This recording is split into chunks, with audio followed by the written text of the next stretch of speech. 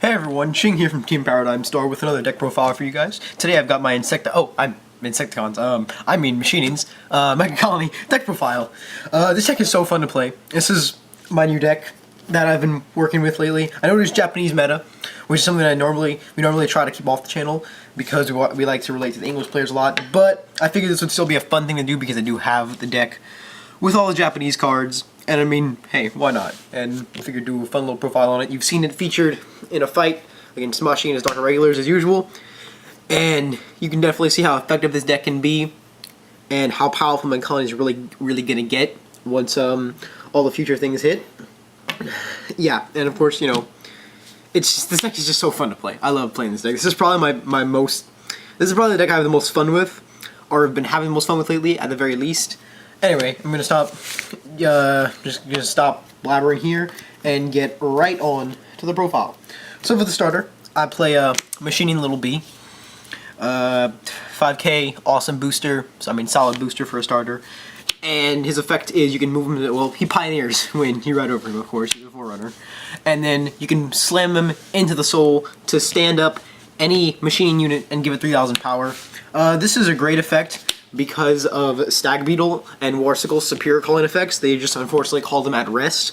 But again, this just you know gets him back up, pumps him up, and can really make for a lot of aggressive plays. And even late game, I mean, if you just call this back out from the soul, you can shove it right back in and give some 3,000 power.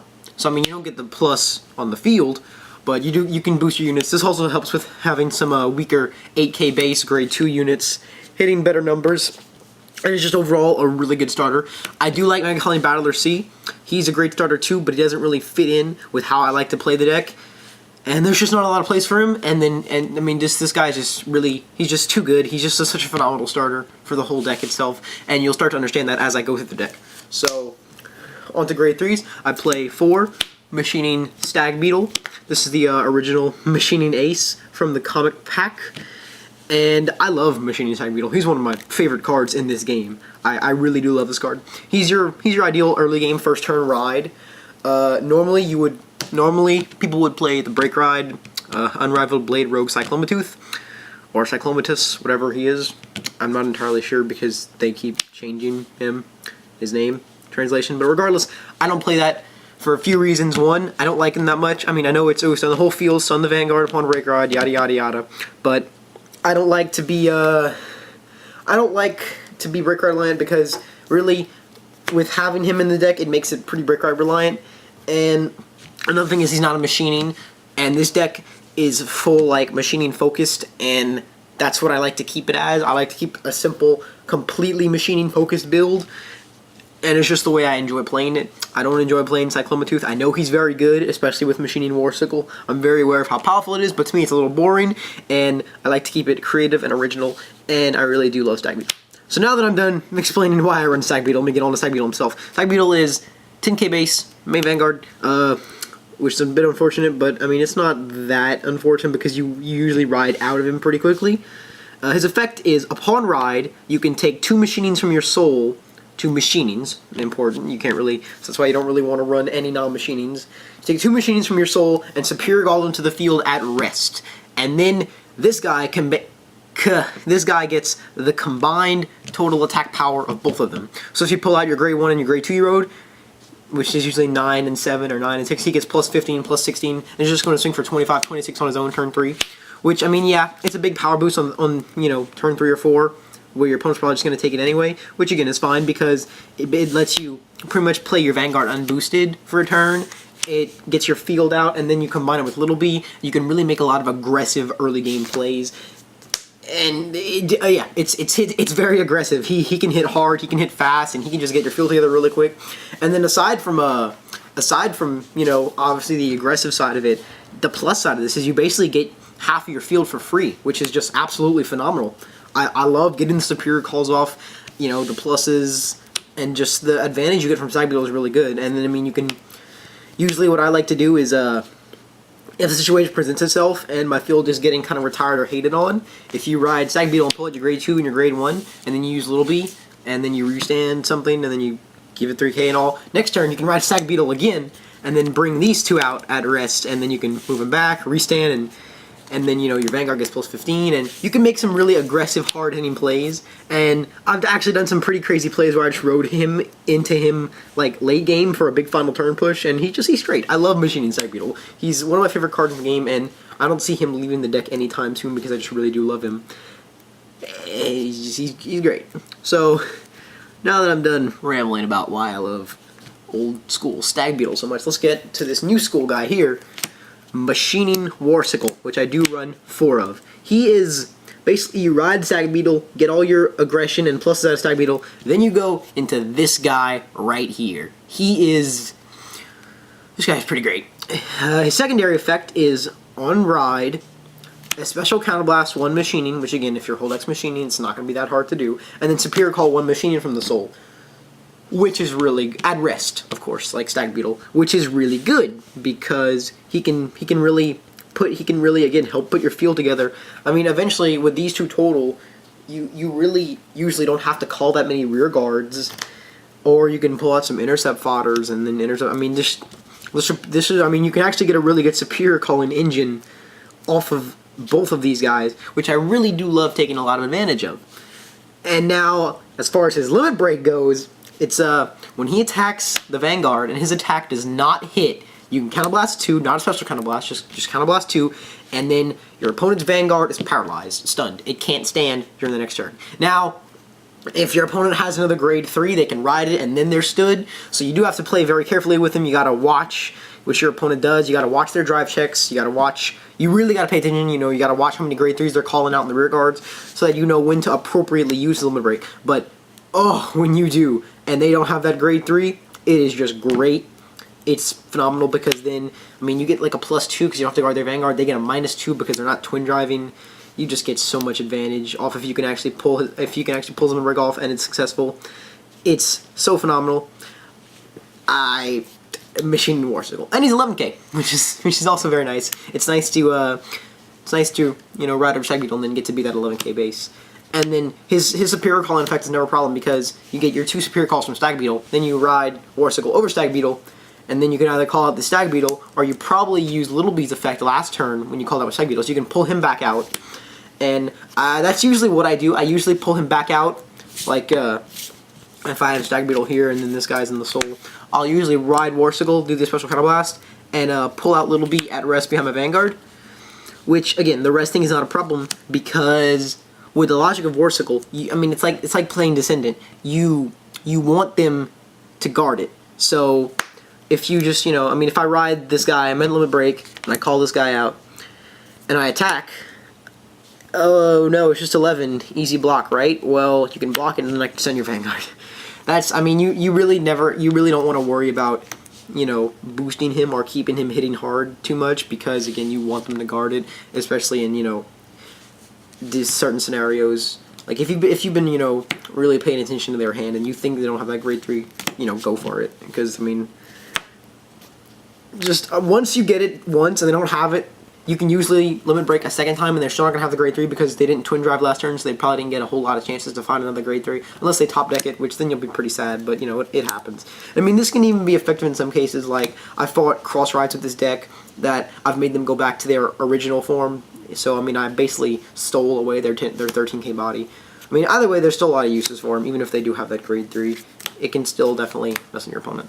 So yeah, Warsicle, phenomenal card. Love having him in the deck. Love having 2 really, really good machining bosses to take advantage of. So now let's move on to the grade 2s. First off, run 4, machining Red Soldier. 12K attacker. Anything that can really be said about them has been said already. Full machining deck. You're gonna want to have the 12K attackers. They're incredibly clutch because I run a lot of weaker boosting units, and those are weaker boosting units that I usually want on the field. He's also great in case you actually don't use Little B's effect. You know, you just put them here and it's a 17 row until you actually want to use Little B. I mean, it's a 12K attacker. You can't say a whole lot about it. They're really good, and they are what they are. Now, for pretty much the second best grade 2 in the deck, run 4 Machining Papilio. Papilio is 8K base grade 2, on call, stun anything. It's phenomenal.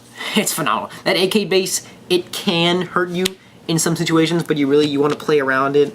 Like, I mean, little Beast +3 can definitely help because you can stand her up. I mean, I don't run AK boosters in the deck. Phantom Black, I don't run him. So the best she can really do is hit 15, which, I mean, she can poke at rear guards fine, and I mean, she still does her job. And I mean, if you get really good stuns off of her, if you get the value out of her, she's definitely worth it. And so I don't mind having 4 in here at all.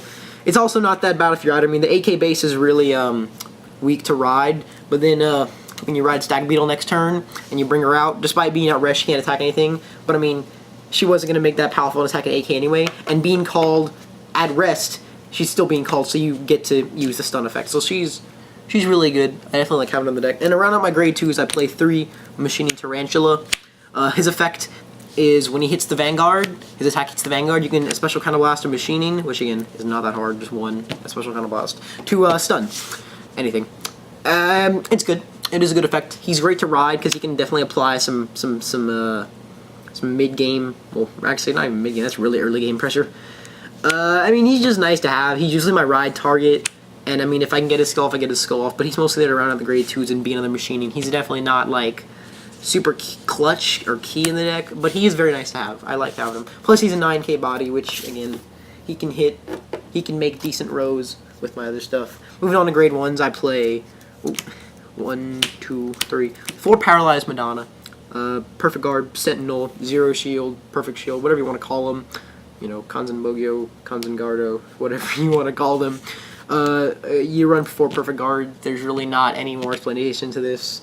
With everything that runs around these days, especially, you know, break rides and all the crazy stuff, you gotta run 4 Perfect Guards. It's just, I mean, it is what it is. Like, as I always say, there's like Spike Brothers can maybe get away with running just 3 because of the whole break ride and win, and you can search one out with Mega Trainer if you really need it. But I mean, regardless, we're not talking about Spike Brothers here. We're talking about Mega Colony, and you want to play 4 Perfect Guards. I guess the only really discussion here is why I don't play the Machining Quintet Wall.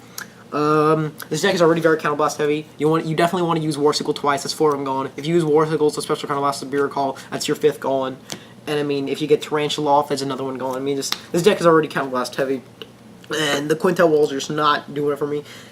And, I mean, there's really no need for the Quintet Walls because I have no need to fill up my drop zone. And, I mean, this deck's advantage over advantage because you just stun stuff all the time. So you really don't need to try and conserve your hand. And, I mean, 4 Perfect Guards works fine. And, I mean, I know the Perfect Guards are Machining, but again, I have, like, 2 special Counterblasting ones in this deck, and it's a special Counterblast of 1. I don't need Machining Counterblast a lot at all. So I just go very defensive with 4 Paralyzed Madonna. Next, I run the like best grade 1 of the deck. I run 4 Machining Caucasus. This card's amazing. This card is one of the best cards in the deck. Like, aside from the grade 3s, this is like the best card in the deck. Machining Caucasus, 6k grade 1. When he boosts a Machining and the attack hits the Vanguard, stun something. It's so good. I mean, yeah, it makes bad rows with the majority of your grade 2s, except for your 12k attacker Red Soldier. But I mean, if you get that row on the rear guard, it's very threatening. That's 18 against cross rides. If you get it boosting a Tarantula early game and you hit with this row, that's Counterblast 1 to stun 2 units. I mean, then either of your grade 3s, you're hitting 16 or 17, which is usually the fine thing to do. And the best part is, by like the second turn, you just throw this behind your Vanguard, and it's going to sit there for the whole game, and basically turns your Vanguard into an on-hit stun, and it's just so good, because you just get so much advantage and early game stun off of this. It's crazy. I mean, people will retire these a lot. Any kind of retired deck will always go to try and kill these. That's why I run 4, and I like having, you know, more of them on the field, and it really is fine. I mean, if I have to make bad rows with them, it's not that bad because they're pressuring rows. And I mean, the worst case scenario is if you have like Papilio in front of it and you're only hitting 14. That's not that great, but it's fine because you just call stun and you just try to poke at a rear guard. You don't try to worry about his effect, but like, he's just so good. And I mean, your opponent really can't even try to guard early on once you hit grade 3 because it's usually a Stag Beetle, and this is going to hit for like 32 because plus 15/16 or whatever with a Superior Call on Stag Beetle. You're hitting too hard unless your opponent wants to throw down early Sentinels, which is even better. I mean, that's even better. If you could force a Perfect Guard out early game, that's even better. I mean, just this card is just so good. I mean, full Machining deck, it's too good not to run. I mean, it's it's definitely an MVP. This card is so clutch in the deck. It's just absolutely phenomenal. So then I also run 4 Machining Black Soldier, 10k attacker. I mean, again, full machining deck. No, not a whole point not running it. It's great. Get some early beats on. Be aggressive early on if you want, or if you're just not drawing rear guards. This guy's just great to have. And again, I mean, it's an archetype deck, sub-clan deck, whatever you want to call it. So these are just great to have. And then to round out the grade 2s, I play 2 Machining Hornet, who is a when you play him on Vanguard or Rear Guard, if you've got a Machining in your soul, he gets 3,000 power for the turn. He's pretty nice. If you like late game, if you're lucky enough to draw into one, you can put him behind. You can play him behind either of these two, hit 21 on your rear guards, which is pretty great. It's nice to have. Or like early game, or even late game, you can actually hit 18 with Papilio because wait, hang on, there we go. You know, 10 and 8. I mean, it becomes a 10k booster for the turn.